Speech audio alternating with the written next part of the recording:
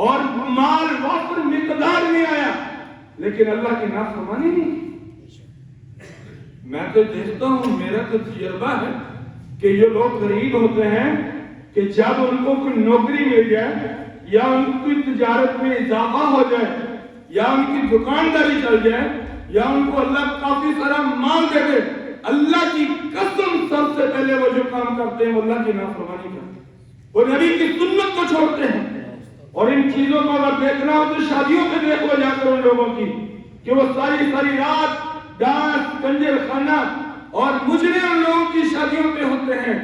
اور وہ لوگ ہوتے ہیں کہ جن کو اللہ نے مال دیا ہوتا ہے اور وہ سب سے پہلے اللہ کے مال کو دیتے ہیں۔ میرا ایک دوست تھا، غریب، انتہائی درجے کا غریب، اس نے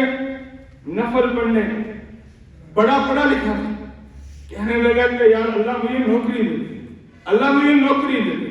اللہ نے زبردست نوکری دے دی اور لاکھ سے زیادہ تنخواہ لگ گئی، اب 2 لاکھ کے قریب تنخواہ لے رہا ہے۔ سب سے پہلا کام،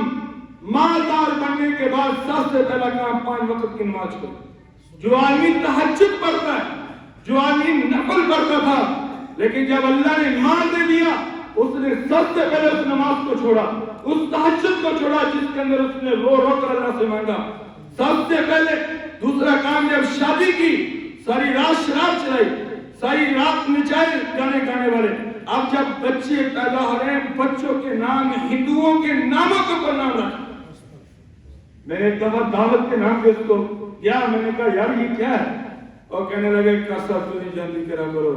تسی کہڑے کام تے لگے، مولوی ہے پکے ننگے ہے یہ تہاڈے اگے نہ پیچھے، اے مالدار دی اپنی زندگی ہے، تسی چھڈو تانوں اپنے حال تے۔